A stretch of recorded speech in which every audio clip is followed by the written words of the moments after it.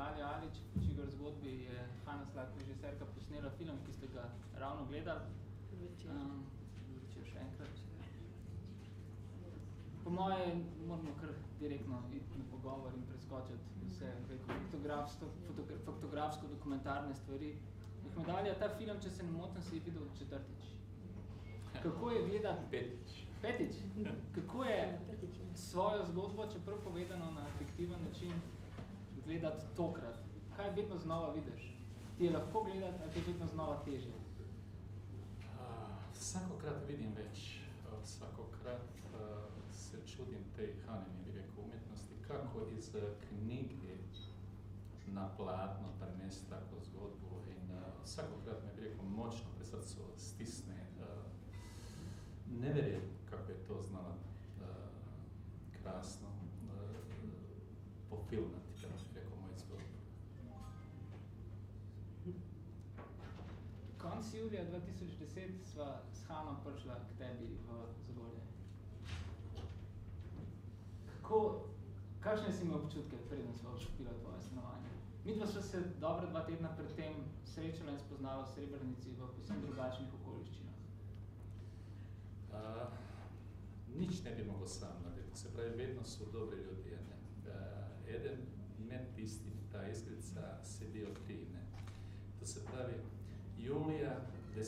julija 2010 smo se srečali v Totačarih in si je želel za delo napisati neki članek, ker je tamo kakih 30-40 tisoč ljudi 11. julija in je nemogoče si vzeti čas. Takrat sem ti rekel, Boštjan, imam seboj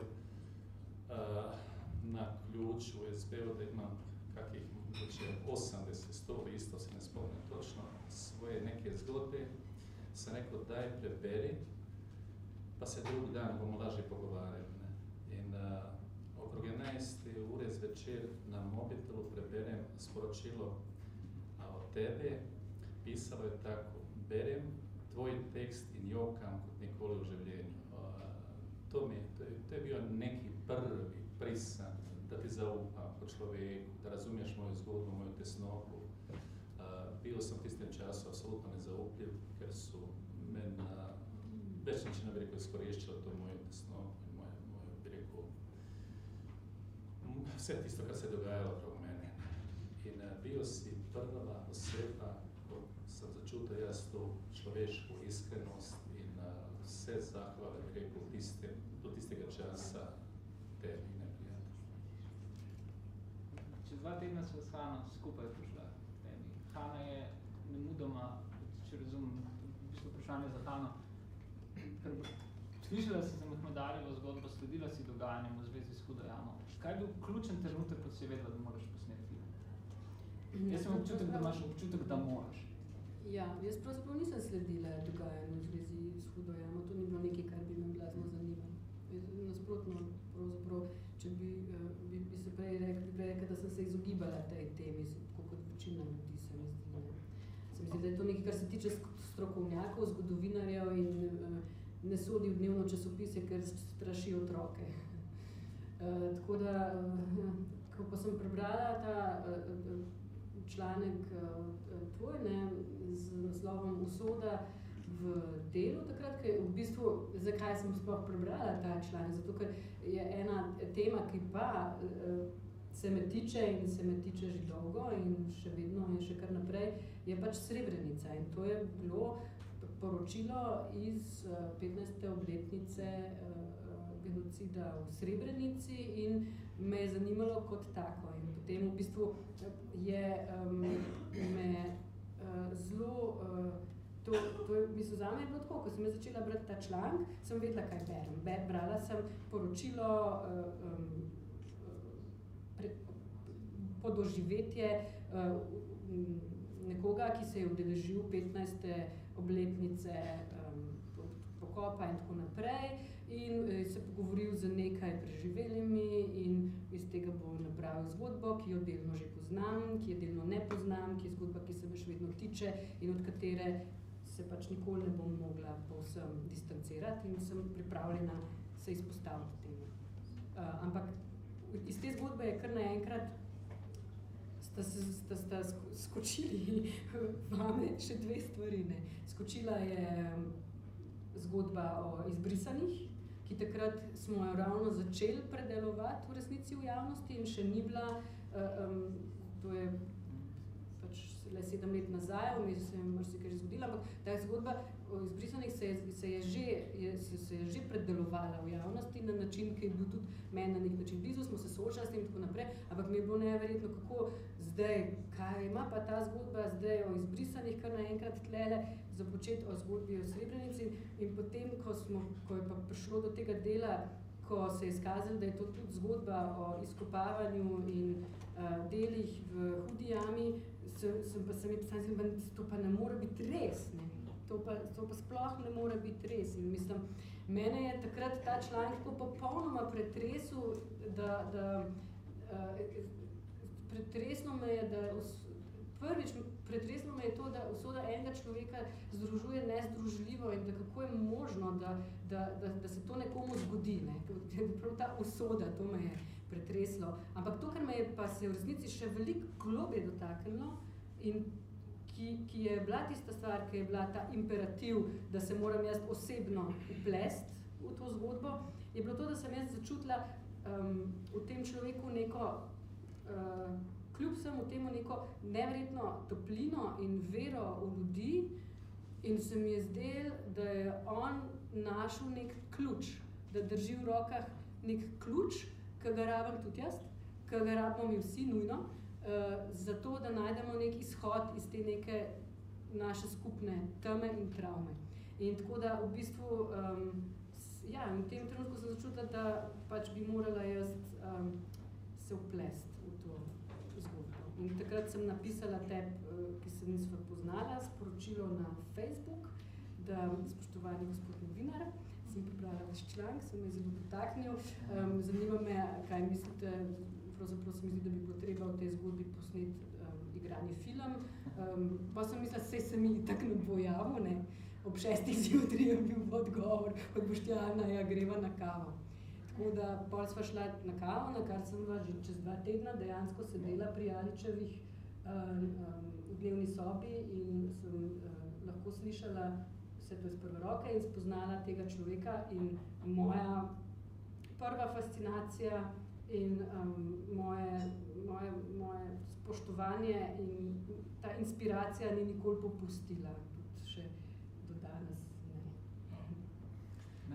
Htjela sam dodati, da se spomnim tega maila, neko si mi poslal in rekel, da neka ženska zanima se za nekaj film. Sam rekel, nisem napisal nekaj ženska. Moram ček je bilo tako, izgovarjam se. Sam rekel, da je Boštjan, ti si ja mlad, pa kak film, ne. Takrat resnično nisem verjel, sanjalo mi se ni, da bo prišlo do tega. In ta vaš dotik, ko ste skupaj prišli k meni domov, je bilo neka nova roka, neko novo, začutil sem prijateljstvo in ono se je iz meseca v mesec, iz leta v leto stopnjevalo in ne da se povedati, ne morem si razumeti danes mojega nekega življenja, razmišljanja brez vaju, vi ste moj svet, moja družina, ne, hvala. Hvala tebi. Ja, težek je ta pogovor za nas, zato ker mi smo se dejansko v teh 7 letih, se mi zdi, vseh teh delicah med nami, te trojke, zelo zbližali in smo postali, upam si to reči, res intimni prijatelji. Mislim, jaz sem Mehmedalija, jaz sem Boštjan in Mehmedalija. Tako, ko smo se pred pogovorom pogovarjali z Boštjanom, kako bomo zdaj izpeljali ta pogovor, ne, zelo težko je v bistvu se spremeniti v neko, iz te naše intime, izluščiti nekaj, za kar bi se nam zdelo, da bi lahko tudi vas zanimali. Če me razumete, kaj mislim, no? Ker mi smo le dali eno dolgo pot skupaj skozi in ne samo pot, kar se tiče filma, kar se tiče Mehmedaljeve življenjske zgodbe, vmes se je dogajalo tudi moje življenje, se je dogajalo tudi Boštjanovo življenje in naša življenja so se prepletla in mi smo bili drug za drugega nekako prisotni v teh življenjih. Tako da zdaj se mi zdi, da je pač ta pogovor tukaj, ki ga imamo z vami, da je to tako nekaj zelo posebenega, ker je dejansko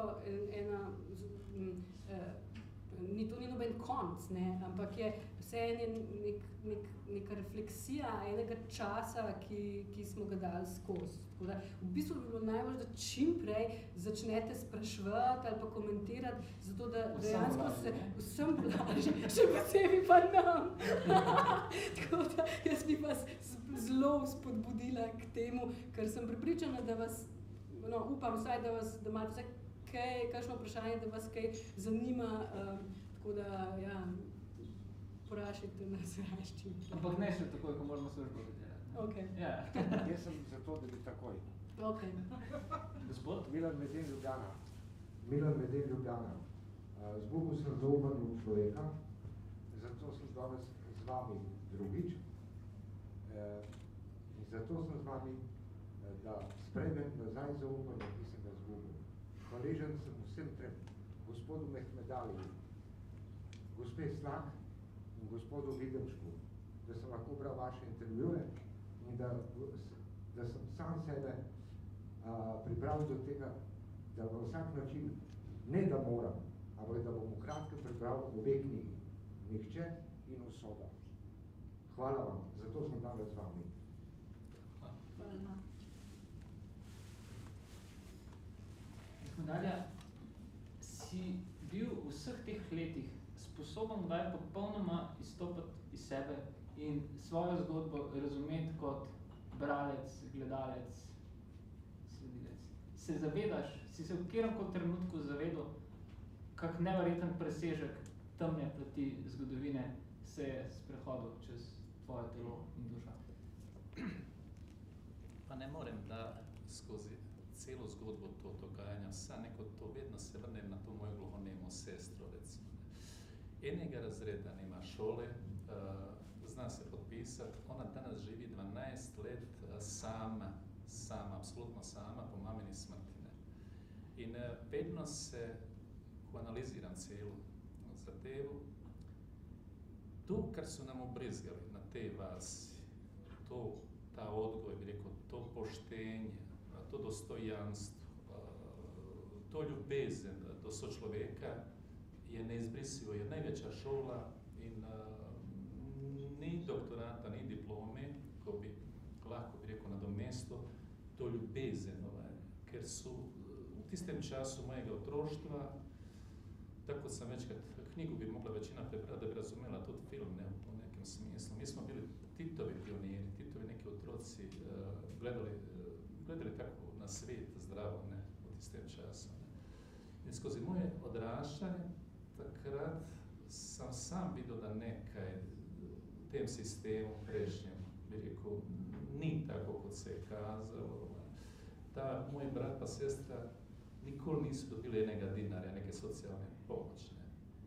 Ja, tudi če bi nam takrat dali, moj oče pa mama ne bi vzeli. Ne. Govorimo o nekaj taki moči notranje. In ta moja sestra danas živi sama, zna preživeti. Veselim se, da je Hana bila v Srebrenici, bila v moji vasici. In takrat, ko sem pisal tekst, pisal sem ga iskreno, s svojim čutom. Nikoli nisem vedel, da bo iz tega kakšna knjiga, nisem vedel, da bo kdo prišel mene kontrolirati. Pisal sem, da to vidi moj šolec ali lahko srpske nacionalnosti ali moj prijatelj, moj učitelj, moj sosed. V Sloveniji sem pisal ta del tako iskreno, tako bi rekel, pošteno, človeško, ne? In vse tisto, kar ni nekim ustrezalo, bilo me briga, ali je to politično desni, levi. Jaz sem gledal, da piše to kot človek in da iz sebe dam to, kar jaz mislim. Delal sem neke mehne korake, ne? Korak po korak. Bile so krize, strašne krize. Ne? to traja več kot 20 let, da ne govorim o mojem odraščanju, otroštvu. Bio sam star 14,5 let, ko sam prišel v to rudarsko šolo. V resnici, takrat kot otrok sam verjel, da sam sprejet za nekega rudarskega tehnika, ne.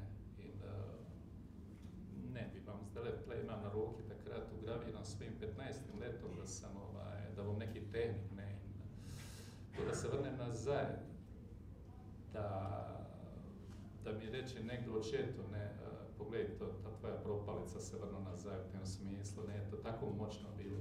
Ko sam odhajal, mi oče rekel tako, sine, jaz ne bom videl, kaj ti delaš, videl bo Bog in ti boš vedel, kaj delaš. In tisto mi je skozi bilo, bi rekel, dan danes neka senca za vratom, ko me Ti verjameš v gor? Ja, jaz verjamem v naravo, ne. Verjamem v naravo, narava je moj Bog, močnejša od človeka in ona je tako topla, dobra, dala nam je vse, od nas je odvisno, kako naprej. Ana, po mojem mnenju si v intervjuju z Vesno v Sobotni progi povedala ključen stavek, ki ga je potrebno povedati v vseh treh zgodbah, v bistvu, ki jih ta film združi, tudi Mehmedalijevo usoda. Vojna sirota je vojna sirota, je vojna sirota. Je enečaj med vsemi žrtvami. Enečaj, ki ni vrednosten, enečaj, ki je strogo humanističen. To se mi zdi neke vrste začetek humanističnega manifesta, ki ga predstavlja tako Mehmedalijeva knjiga Nihče kot tvoj film.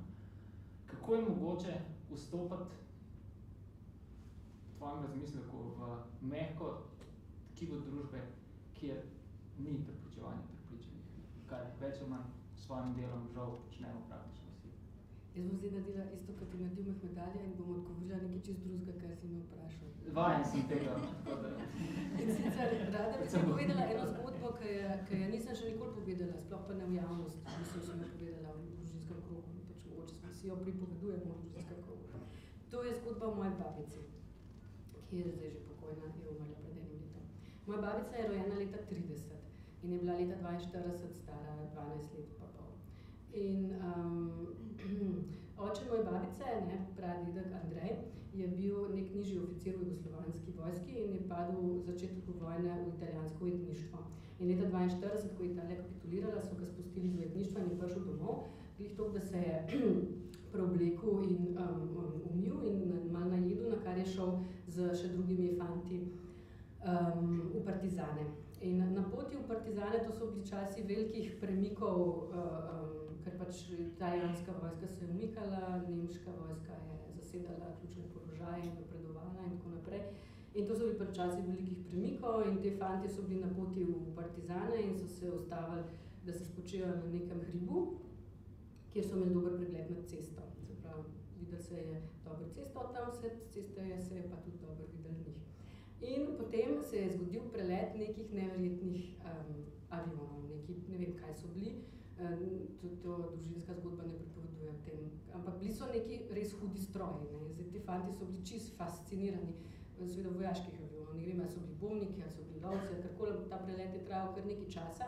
In ti fantje so se totalno zastrmeli v te avione, ki so delali tudi velik hrup in so bili fascinirani nad to mašinerijo in nad tem strojem, ne, in nad tem človeškim genijem, ki tak stroj naredi, in zaradi tega hrupa in te fascinacije niso opazili, da se je medtem po cesti pripeljala en ogromen nemški bataljon na čelu z mitraljezi na motorjih in so jih enostavno pokosili. Tako da umrli so na mestu, ne, še vedno zagledani v avione. In potem so jih spravili vse skupaj v nek skupni grob, neko pač zasilno rešitev so najeli, da so jih dali v neko jamo. In tam se je potem ta vojska zdaj začasno ustavila. Spremljali so jo pa tudi neki domači simpatizerji Bela garda in tako naprej. In pač so naredili tam tabor. In potem tako, ne, moja babica, ki je bila stara 12 let pa pol in je imela za sabo 3 leta praktično vojne in lakote in strahu in bile so 3 ženske, moja stara mama smo rekli, moja prababica in njeni 2 hčerki, same, ne, ker pač oče je bil potrčen v italijanskem ujetništvu ves čas ta vojne. je pač kot najstarejši otrok v družini je bila, ker babica je sam padla v nezavest, ne, in pač sploh ni ostala. Ob izgubi moža je bila pač njena naloga, pa tudi zato, ker je bilo mišljeno, kot otrok bo imela ona še največ možnosti, da pride skozi, a ne, ker pač se njej pa ne bo nič naredila, ali kaj. Skratka, ona je bila ta, ki je šla z sposojenim vozom in konjem po očetovo telo v tisto jamo, kjer so bili zmetani te fantje, in je pač šla tam med tistimi vojaki, in ki so se tam dobrili in so jedli in so čakali, da napovedali, da grejo naprej in tako naprej, in se je peljala tam in je šla do te jame in je sama tam našla očeta in ga zvlekla ven in ga naložila na voz in se obrnila in se peljala nazaj. In potem, ko se je peljala nazaj, nemški vojaki so to ves čas opazovali, niso reagirali, niso komentirali, niso pomagali, ampak tudi niso je poskušali ustaviti. In potem pa, ko se je peljala nazaj, se je pa zgodilo to, da so domačini, ne, torej te, ki so bili priključeni na to nemško vojsko kot simpatizeri, so začeli jo pa zmerjati, obmetavati, pluvati in ji groziti s smrtjo in še čim hujšim. In to je bil trenutek, ta trenutek je tako, zame je tako pač en tak moment, ne, ki si predstavljam to dekletce, ki je pač res izstradano in bolehno od te vojne, ki je pravkar zgubilo očeta, ki ga že ni videlo tudi 3 leta in ki ima doma mamo, ki se ne ve, kaj bo z njo, ker je glihkar padla v nezavest in sploh ne ostane več. In še sestro mlajšo, za katero mora tudi poskrbeti, pa kaj bomo danes zvečer jedli. In zdaj ta oče in ta šok in vse to skupaj in na tem vozu in pač poskuša pa narediti to, kar je njena dolžnost in naloga in odgovornost in je pač padala na njena ramena in pripeljati zdaj tega očeta domov, a ne, da ga bomo lahko pokopali, ker to se spodobi in pač to je naša dolžnost. In gre tam in pol ti ljudje, ti moški tam stojijo v špalirju in pluvajo in ji grozijo in tako naprej. In veste, zame se pač svet ne deli na leve pa desne, pa take pa drugačne. Zame se svet deli na tiste, ki delajo dobro, to je moja babica, in ki sprejmejo neko odgovornost zase in imajo za stvari imajo nek pogum, in deli se na tiste, ki delajo zlo. In to so tisti, ki stojijo v krogu in pluvajo. In ne glede na to, kakšen predznak imajo. To so tisti, ki stojijo v krogu in pluvajo na vojno siroto, ki se trudi pokopati očeta. In mi je čisto vseeno, s katerega brega reke so prišli ti, ki stojijo okoli, ki pluvajo. In mi je čisto vseeno, s katerega brega reke je prišla ta vojna sirota. Tako da, to je pa recimo ta moja družinska zgodba, ker se pač vem, da so pač v Sloveniji kar naprej pojavljajo vprašanja, a ne, s katerega brega reke so pa tvoje vojne sirote. Ne? Te zgodbe tudi zato ne govorim, ker se ne bi rada postavljala ne na en, ne na drug breg. Jaz sem na strani moje babice, ki je šla in je naredila nekaj tako izjemno pogumnega zase in za svojo družino. In sem proti unim, ki stojijo okrog pa pluvajo. Tako, to je moja pač pozicija, recimo, v tem vsem skupaj. Mogoče tudi sem odgovorila na to vprašanje. No, si, zelo natančno. In všepo. Ja. Dalje lahko živiš življenje normalnega, sorazmerno normalnega upokojenca. Pa če bi mi ta film posneli, bi rekel, v prvem letu, ne, marsikaj se ne bi odvijalo tako kot se je. Ne. Od teh 7 let, 8, ne, se je zgodilo, da so resnično vsi ti ljudje iz Hude jame pokopani. Ne. Zgodilo se je to, da sem jaz leta 2016 tudi mlajšega brata, oba brata pokopil od sestre te gluhoneme, od te sestre gluhoneme tudi moža pokopil vse svoje bližnje. To je neka, če lahko rečem tako, od Boga neka meni, neki dar, da imam mir danas, da lahko živim naprej. Huda jama je resnično, tisti snovi tam, ko so v filmu, to niti blizu, ni tistih mojih mor nočnih. To je trajalo mesece in mesece. Ne. Moj svet je bil Huda jama, eno klep in vsi tisti, ko so me dotikali, so sebe videli na en, bi rekel tako, se izrazim, onako pokvaren način, ne, to se pravi, velika večina je delala neke svoje promocije, ni me razumela in stiskali smo. Hana je krasno to naredila, ali to uživo je še veliko hujše se dogajalo. To je trajalo več kot 2 leti, ne, po etapa, ne.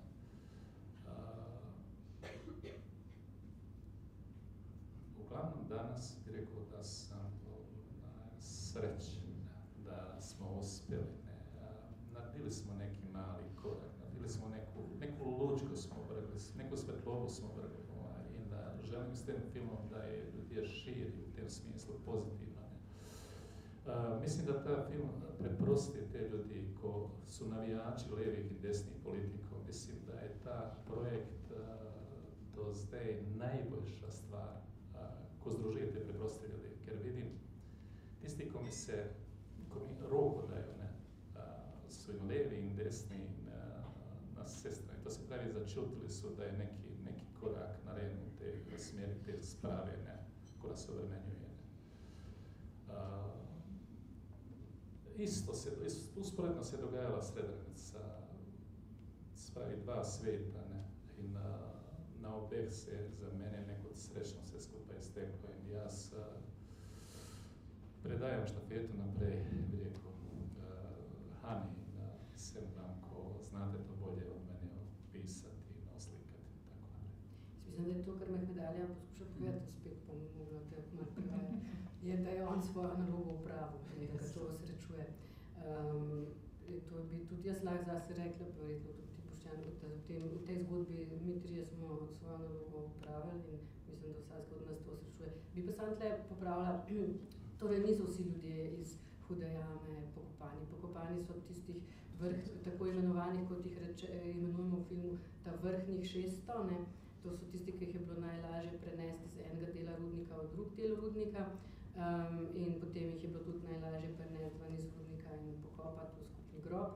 Niti eden od teh ljudi ni bil identificiran, od 4000, ne od teh vrhnjih 600, niti eden ni bil identificiran, čeprav je ravno v naši širši regiji najboljši laboratorij za identifikacijo na svetu in ne samo v Evropi. In ni bilo nobene želje potem, da se tudi samo eden identificira in v bistvu ne vemo sploh, kdo so bili te ljudje, čeprav se kar naprej pojavljajo mnenja in ideje in teorije o tem, kdo so bili te ljudje, ampak dejansko mi ne vemo, ne vemo, ker niti enega nismo identificirali. Vsaj tako, da bi potrdili neko tezo ali teorijo ali neko domnevo zgodovinarjev, nismo niti enega identificirali.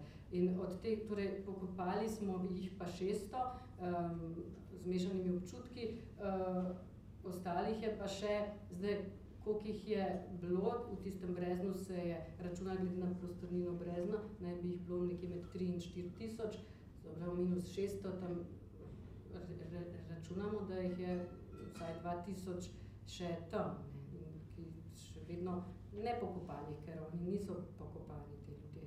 Oni so še vedno tam in so še vedno nepokopani in neidentificirani. In v bistvu se mi zdi, da je to nekaj, kar še ni, če rečem, da je tvoja naloga zaključena, je tvoja naloga zaključena, je moja naloga zaključena, ampak naša naloga se mi zdi, pa še ni zaključena. Družbo in državo čaka še ogromno dela.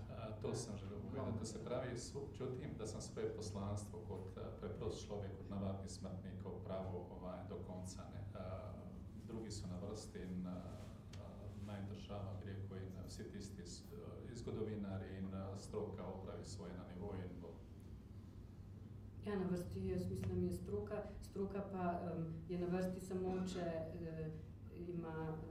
dobi nalogo, da se loti nečesa. Ne. To ni pač, ne, mislim, nalog, to ni stvar samoiniciative, je stvar stroke, ampak te, ko pač rečemo, stroka, lahko prosim to razrešiš zdaj, da bo že enkrat razrešeno, smo pa, vseeno smo mi te, ki dajemo stroki nalogo na nek način, mi kot družba. Na tej točki. Ja. Je pa tako, da jaz bi pa mogla še reči, to pa nujno moram reči, da če ste se film dotaknili, če se vam všeč, pa tudi če vam ni všeč, ampak se vas je dotaknil, ali pa ne vem, kjerkoli te kombinaciji. In to skratka, če se vam zdi, da je film vreden ogleda, dajte prosim reči to svojim prijateljem in sorodnikom in tako naprej, ker to je edina reklama, ki jo slovenski film sploh ima. Mi nismo Bayern München, mi smo Rudar Trbovlje, ali ruski Rudar. Tako da pač nimamo teh sponzorjev in zvezdniških imen in največjega stadiona in prime time termina za naše tekme, ampak računamo na vas. In pač slovenskim filmom je pa tako, če rečeš, šel ga bom gledat, si ga že zamudil, ne? V bistvu moraš reči, grem ga gledat, pa si že čevlje obuvati. Zato, ker tudi naši filmi ne igrajo mesece in mesece v kinematografih, ampak samo toliko časa, dokler se lastnikom, upravljalcem in tako naprej odgovornim zdi, da bo sploh še kdo prišel na predstavo. Tako da pač film bo živel toliko časa, dokler ga bomo gledali. Prosim, povejte naprej, če se vam zdi vredno gledati. Hvala.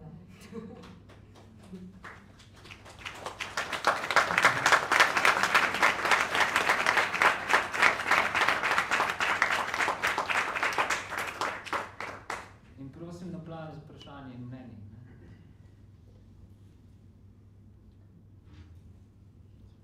Torej, kdo bi začel, oziroma kdo bi dal pobudo za to identifikacijo? Torej, država, stroka in tako naprej. Mislim, zanima me pravzaprav, ali je kdo od potencialnih svojcev zahteval to identifikacijo, pa se je te prošnje zavrglo, ali enostavno sploh ni nobenega interesa in bi bilo recimo to interesantno čist iz širšega poznavanja.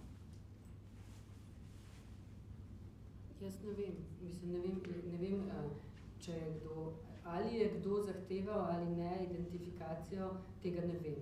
Vem pa, da so ljudje prihajali k jami in se spraševali, so tam njihovi svojci ali ne, in to so tisti, ki si doživel ti medalja, ki si tam delal dve. Jaz bi tako rekel, kot je rekla Hanna, v Sarajevu najboljši laboratorij na svetu, ne, zato dole poznam in bom povedal, recimo, spet bom dotaknil, ko sem sedel s sestro svojo gluhonemo v Tuzli, nasprot nas je sedela ta uradnica, neka Jasmina, in imala je vse pripravljeno, da nam je kazala, spraševala bi rekel za tega mojega zeta, kaj je imel na sebi prilikom tega odhoda in tako naprej. In zgodilo se je to na koncu, ko je vse obrazce izpisala, zaključevala, da je me sestra tako potipala in je rekla, da je ta njen mož imel modru srajcu z dugimi rukavi in je bila toliko obrabljena, da je mogla odrezati in je pošila. In ta Jasmina mi je rekla, kaj govori, sam rekel, govori mi, da je mož imel modru srajcu na sebi in ker je bila toliko že obrabljena i je pošila in sam rekel, takrat smo rekli, da je to neka ruska kragna in zaključila tis postopek in potegnila iz ladlice A4 format, modra fotografija srajce 100%. Znači pravi je dvakrat bio prekopavan iz ene grobnice u drugu grobnicu. Tako da je ta DNK resnično tako. Tu za brata tega gluhonemega su me klicali, sprašavali, imao je lom noge na levi strani in rekao bi tako 100%. Problem ude jame i podobnih je problem, tehnični problem. To se pravi, oni moraju, najprije svojci moraju dati kriv, moraju dati. Bolj bistveno za mene je ta pokop teh i podobnih, bi rekao, teh žrtev, da se omogući, da se pokopava na taj način da se omogući DNK, bi rekao, analiza skozi čas, za 5, 10, 15 let i tako, u tem smislu, ne da ih damo neku skupnu grobnicu da ne vemo kaj to spravi. U hudi jami svako telo je za sebe zbrano, kompletirano, oštevilčeno z neko številku, brez imena, in kot je rekla Hanna, to smo samo naredili prvo stopnico, smo prevladali, ostane marsikaj še za narediti.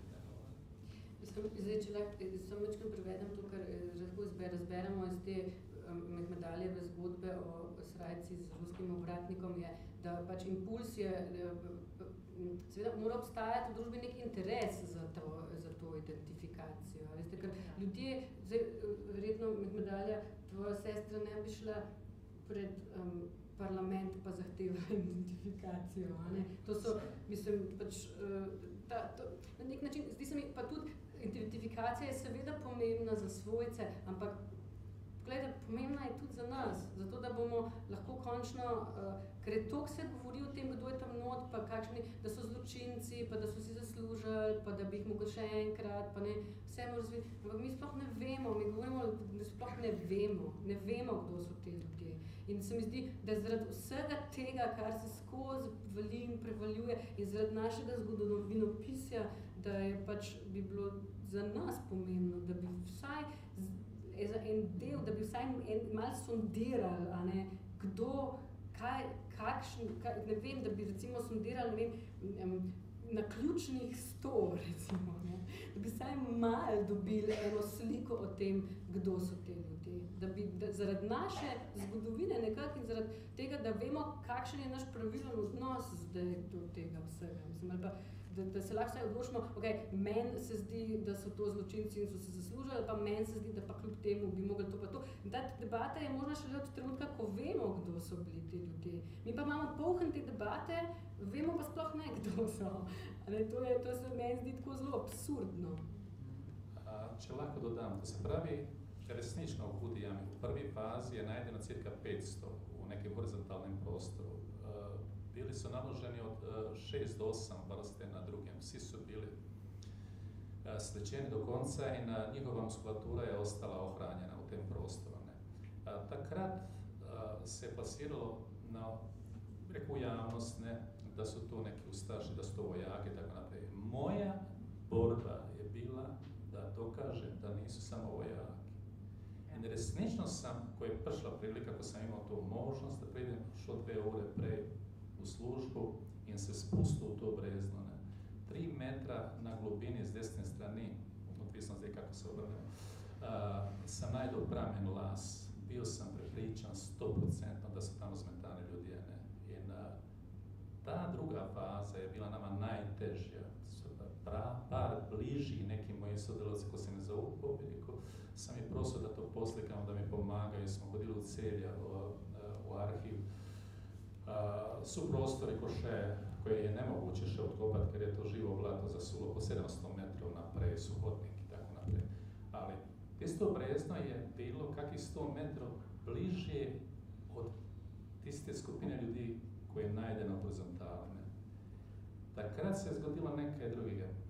Vse te lase, Ana je tako simbolično prikazala, ne, sam cirka 30 svoju ruku dvignuo svake lobanje ženske. Ne. To su propletene po 2 ili 3 kitene i to sam uzeo i kad nesao pred jamu, poslikao Hudu jamu i s tu fotografiju sam razbio sve te, bi rekao, sva ta ugibanja, pa namerna, ali nenamerna, uglavnom, ta fotografija je bila najmoćnejša,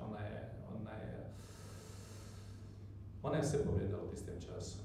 I s to fotografiju je neka zmaga dosežena u tej Hudi jami i Hana simbolično pokopava. Čeprav je vedla, hodila je u Potočare, pozna tuđe nas, pozna sve. Ja sam na koncu srećan da je ona tako se skupa dala, to je neku univerzalnu zgodbu, ne mene kod Bošnjaka, Bosanca, to je naša zgodba, to je naš svijet, to su, mi govorimo o naših žrtvah, človeških žrtvah i zato se na zahvala neizmjerno. Še tukaj film vse čas omenja, da dokazov ni v bistvu so, no, pač, mislim, da ravno s to ukitom. To prepuščam. So dokazi, da so tam tudi civilisti, mislim. No, sej ravno o tem, mislim o tem. Ravno o tem sem hodila reči. A veste, ampak na Hudi jami, ne, da na vhodu Barbara Rov je danes, govorimo o stanju pred 2 letoma, ko sem bila nazadnje tam in sem to poslikala, je pač tabla vojaško grobišče, ne. Vojaško grobišče pomeni, da gre za posledice oboroženega spopada oziroma to je vojaško grobišče, ni isto kot, ne vem, jaz ne vem, čisto točno ne poznam ampak meni se ne zdi tako, čisto osebno se mi zdi, to ni prav, da piše, da je to vojaško grobišče, ne, ker not so civilisti, ne. in ženske, kot reče Leon Lučo v filmu.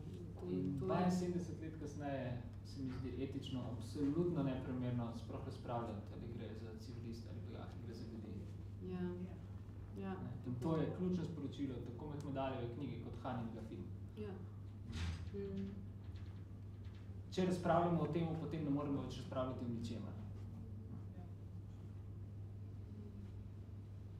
Tu se začne naslednji korak proti morebitni katarzi. Ne nujno spravi, zelo narodna beseda. Jaz to spravo je res problem, Lizanj sem razmišljala, da sprava je pač to, ko gledaš, recimo, ko poskušaš, da se otroci pobotajo, ne, da se skregajo.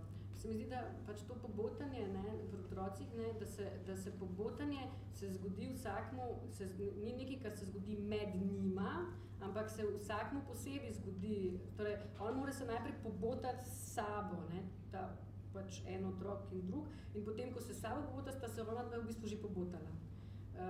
To je pobotanje. In če je sprava pobotanje, se mi zdi, da problem te besede sprava, kot se jo uporablja, je tako, da vedno se pričakuje, da se bo ta drug zdaj spravil, ne vem, z mano. Ne? Ampak v resnici je sprava nekaj, kar sem jaz s sabo naredim. Jaz se moram spraviti s sabo, v bistvu, pobotati, da pride do sprave. Zdaj, to je v bistvu neka intimen proces, tu najprej, preden se sploh zgodi nek dialog. Ne, vem, pa tudi sprava je spet ena taka beseda, ki je sploh čisto izpraznjena že od tega non-stop uporabljanja v neke takšne ali drugačne namene, obetavanja z njo in sprava, moramo pozabiti na spravo, mi rabimo nekaj drugega, ne, moramo si izmisliti eno novo besedo, kaj jaz vem. Ne. Še kdo kaj da povedi? V bistvu, da se dela vsak narod potrebuje kakšno katarso. In pomen umetniški del pri tej katarsi je pogosto zelo pomembno za nobeno. Če vzamemo recimo Heinricha Böhla, ki je pripomogel katarsi nemškega naroda, recimo, ne, je hvala za tale film. Eno od prvih misli, ko sem pač gledal ta film, je ravno ta, da je to izjemen prispevek katarzi, ki je slovenski narod, okrog te, rečemo, potrekovanje sprave in veliko povojnih bojev potrebuje. In potem je tudi velika vrednost vašega dela. Hotel sem pa nekaj drugega povedati. Pred samo projekcijo sem videl, da je projekcijo filma obiskal tudi predsednik. Mislim, da ga nažalost ne vidim več. Slovenska država je dolžnik gospodu Ali Vrjoviću. To, kar je on naredil, je pravzaprav tisto, kar v bistvu dobri narodi odkrijejo svoje legende. Zgodbe, s katerih ti pravzaprav otrokom, kako je treba ravnati, etično, sledno, kako je treba slediti svoje dolžnosti. In žaljenega predsednika tukaj, ker je hotel vprašati, kaj je, na kak način se je slovenska država gospodom ali odložila. Gospod predsednik ima možnost in pravico dodeljevati odlikovanja. In že dodelil leta 2014. No, potem je pa ena lepa gesta, zanimala me, ali je do tega prišel, zato ker potem je nekoliko lažje, ker bi bilo zelo hudo, če bi gotovo, da tega ne bilo. Hvala. To se je zgodilo.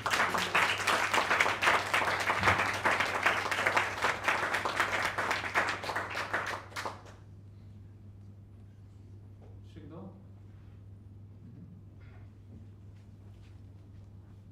Najlepša hvala. Mene pa zanima, kaj si vi mislite o tem, da bi se recimo otroci v srednjih pa osnovnih šolah moglo več o tem učiti. Ker jaz recimo, tako snaj, to je bila moja izkušnja, da pač novejša slovenska zgodovina je vedno za zadnjo uro pač ostala. Na maturi se pa je v 25 letih enkrat pojavila in dejansko se učimo, ne vem, o faraonih 3-4 mesece, pri slovenskih osnovah pa padamo. Zadnjo leto sem recimo študiral v Berlinu in sem ful pričakoval, kako se bo z Nemci težko o tem pogovarjati, o holokaustu in tako naprej. Ampak dejansko zelo velika spodbuda je bila na vseh jezikovnih tečajih smo dali skozi nacizem, genocid, ker pač oni izhajajo iz te logike, da se boš o teh stvarih pogovarjati, ker smo zaradi tega tudi dosti manj dozetni za manipulacijo. Ne? Ker res smo opazili veliko, se dogaja, ko bila kakšna, ne vem, razprava o pokojninski reformi ali kak referendum ali pa arhivi, se še vedno bolj delimo na komuniste pa demokratce in smo tudi velika, sploh starejši ljudje, so dosti dozetni za to manipulacijo, ker nima nekega znanja, da bi lahko bolj to objektivno presojali. Najlepša hvala. Če lahko samo dodam, bi rekel, ne, nismo to niti izrazili, niti povedali. V moji knjigi pišem, ta moja borba kot človeka v tej hudi jami, ko začutiš, bi rekel, to so zlo, ko je narejeno. Ne. Moja borba je trajala iz meseca v mesec in mogoče eno zadnje leto celo, da sem na svojo roko, ko Hana dotika to zračenje, prezračevanje, ne, resnično, taktično delo po svoji glavi, da sem ta prostor, da smo pripeljali elektriku in kakih 600 metrov teh glavnih prostorov je danas urejeno in varno, ne, to se pravi prezračevanje. Moja želja je bila, da se vsi ljudje spravijo van in da bi tamo bil muzej v smislu tega prostora, bi rekel, vse sam pregrade pusto, to se pravi, od Martine sam delo razsvetljene, da se kot neki dokaz, niti ena pregrada ni porušena, razen prve te pregrade, 11 pregrade, celo po 3 metra debline so bile. Vse pregrade so na sredini prevrtane in prehodi urejeni, zračenje urejeno, elektrika je not in moja želja je bila, da bi to bil neki prav, tako kot ste rekli, za mlade, ali to srednjošolce, ali bi rekel študente, da stopijo v to hudo jamo, ker ta huda jama, vzorec naših vseh teh hudih jam po celi Sloveniji za 100 000, bi rekel, bitih ljudi, je pa naravno idealen prostor. Tamo človek, ko pride, drugače razmišlja z glavo, ne. Tamo ti se kri, bi rekel, ustavi, ne, in tamo začutiš enostavno. In to mi je bila želja, kaj bo država iz tega naredila, ne vem, ali glavno ta prostor je baren in pripravljen, tako sem rekel. Če zdaj to povedam, kar mi Hudalija poskuša povedati, ne, je, da vsekakor bi bilo potrebno, da se uvede v osnovne in tako naprej, še posebej pa v srednje šole, se mi zdi, več kritičnega poučevanja nedavne zgodovine in on je sicer infrastrukturo že pripravil za strokovne ekskurzije, ampak zgodovinarji nažalost še niso napisali teh poglavij učbenika, mogoče med drugim tudi zato, ker se dejansko ta del zgodovine tudi še ni na ta način raziskal, da bi dejansko se ga dali tako napisati. Ne? Se pač raziskal se pa ni zato, ker, kot je gospod omenil, je tle en tak ogromen kapital, s katerim se lahko manipulira, če ni dejstev, da je pač zaigrati ta ideološki kapital, bi bilo zgubiti eno vrečo žetonov v kazinu. Ne? Tako da pač, ko se bojo enkrat pojavila dejstva, ne bo več možno igrati te igre manipulacije, ki je igra na vsakih volitvah, na vsakem se pojavlja kar naprej. Ne? In ne gre pozabiti, mislim, da so tukaj prisotni nekateri zgodovinarji, da je Slovenija v kar nekaj vojn v zaostanku v zgodovini. Ne? Šele pred 15-20 leti se praktično zares začelo v javnem diskurzu govoriti o veliki vojni, o prvi svetovni vojni. Ne? Druga svetovna vojna je zgodovinsko obdelana ideološko, ne? So jo napisali zmagovalci. Ne? O slovenski kratkotrajni vojni, o vojnah nekdanje Jugoslavije praktično ne govorimo, ne? Ker je vojna v živem spominu, ne? Ampak iz njega izginja. Ne? Druga svetovna vojna je praktično že popolnoma izginila iz živega spomina, prva pa popolnoma. Ne? In ni dovolj zgolj pisati učbenike. Ne? Nujno je potrebno hoditi tudi po obstoječih muzejih, recimo po muzeju novejše zgodovine, ki je preprosto genialen. Ne? nekaj se dela. Absolutno, nekaj, ne, to je iz srca, ne. Obstaja nova generacija zgodovinarjev. Ok, hvala. Ne bom delala reklame, ker mislim, da... Vse sem že jaz. Ja, kdorkoli želi lahko pride. Mislim, da smo bili v več točkah kot hiša, ki hrani preteklosti z vami. Mogoče bi to treba samo povedati, da se soba, ki govori o povojnih pobojih, ni dotikala nikoli v zadnjih letih, odkar je bila postavljena, ravno zaradi tega, ker je ta zgodba to pomembna. In to je v stavni razstavi Muzeja novejše zgodovine tudi edina soba, ki nima prehoda. Ne?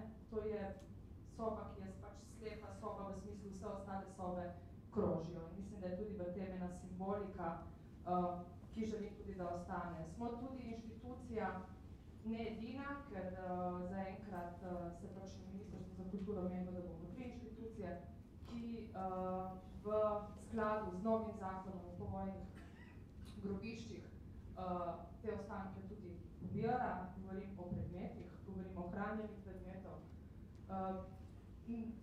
To niso veliki koraki napram vsemu, kar nas čaka na obzorju. Ne? Mi smo še vedno na plaži in gledamo globoki ocean, ampak so majhni koraki, ki nekako kažejo na to, da obstaja volja in predvsem ta volja ne želi biti povezana z nobeno politično opcijo, ker mislim, da je to najslabši, da bolečino individualno in kolektivno prepuščamo politiki.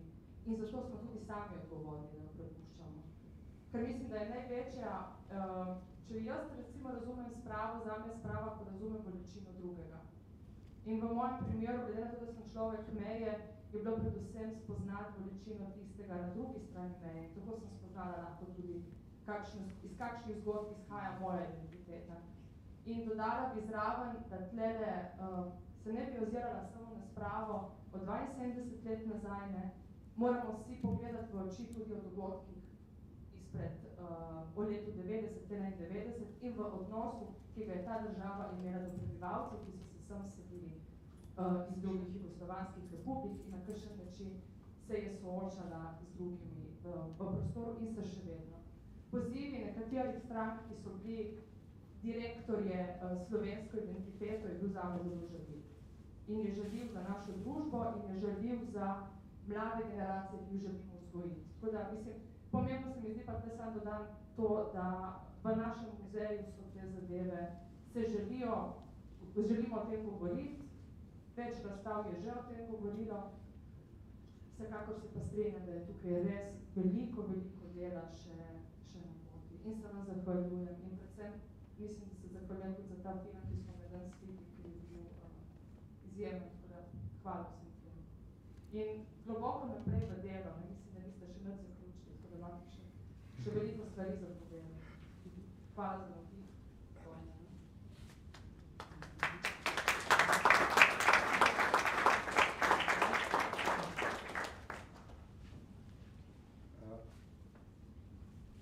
Zanima me, koliko sem lahko spremljal v tem zadnjem času, torej bom kar nekoliko direkten. Nek intervju izpred verjetno par mesecev z gospod Hano Slak in to preletel sem ga. Verjetno je bil on, nisem ga prebral celega, niti nisem doumel bistva. Pa kljub temu sem v zadnjem tednu v soboti Zalogi dobesedno se nisem mogel ustaviti. Kar pomeni, da tudi sama medijska naravnanost omogoči človeku pogled, koliko se pa zavedaš. Zanima me pa to, kako ste vi si trije, torej vsak na svojem področju svojo mislijo, z besedo, torej ali s vizualno sliko, kako ste prodrli v javnost, kakšno oceno ste morda kot odziv dobili z javnosti, a je to bilo večinoma morda dobra kritika, slabša, in pa morda kakšen odziv iz tujine. Ja, mi smo vsi trije, jaz mislim, da vsi trije dobivali razumevanje za to. Tako bo nekaj. Vsakmu od nas mogoče, ki je delal na svoj način, največ pomeni to, če ga nekdo razume. če razume to, kar hoče povedati. Jaz oprostim. To se pravi, predno sta B2 prišla v moje življenje. Jaz sem mogel glavo dole in bil sem pod strašnim pritiskom na cesti. Bil sem neki kostko, kaj delaš s temi staršami dol v Ljubljano, bil sem popljuvan, kamorkoli sem šel. Tisti ljudje, ko so prišli iz Kanade, Avstralije, iz Argentine do Hude jame, ti su bili tako v nekem strahu, taki topli. Tam je bilo začutiti, da me razumejo, ker takrat sem jaz svoje pokopavil, nekdo iskal moje brate in tisti ljudje so meni dali, rekel, tu moč, da ustrajam in da. Vojna sirota je vojna sirota je vojna sirota.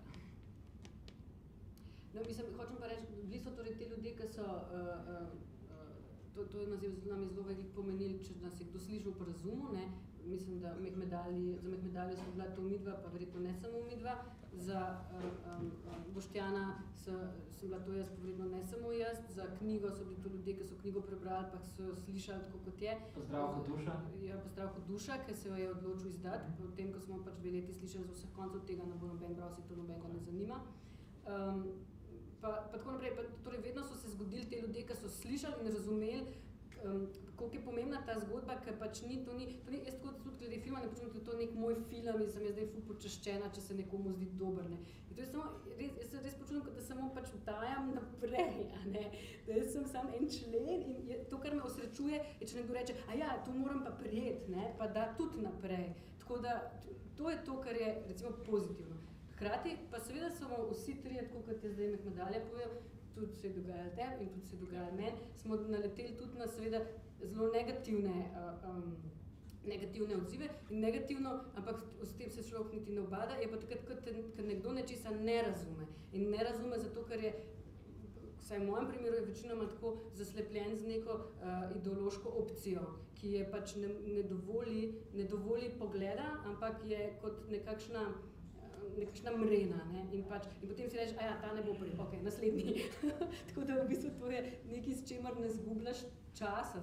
Jaz vsaj nisem imela časa zgubljati s temi, ki ne slišijo, pač ne zgubljaš časa, poiščeš te, ki slišijo, ne. Ker je prepomembna stvar, da bi se ukvarjal s temi, ki ne slišijo enostavno. Je treba dati naprej. To je bila Mehmedalijeva naloga, je bila z rokami to narediti, Boštjanova z besedami, moja pa s sliko, ne. Ne glede na utrujenost mišic je naslednjo pregrado preprosto treba Je treba preprosto pregledati, se ne možeš ustavljati, zato ker se nekomu zdi, da je to brez veze. Mislim, da moraš se zaradi tega ustaviti, ne. Ni šans. Ali pa da to ideološko ni sporno, ali pa kaj si čutiš, veš, kaj delaš in kako pomembno je, ne moreš se zaradi takih nekih stvari ustavljati. Še posebej v času razpršene pozornosti, ne, in diktature, bi rekel, socialnih omrežij in fake newsa.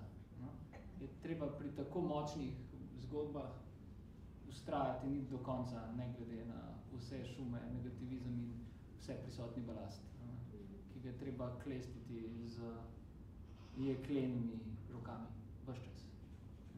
In, ko bi rekel, od koga se laže in močneje učiti kot od Mehmedalija Aliča. Mehmedalija, hvala ti za vse, neskončno spoštovanje. Hvala.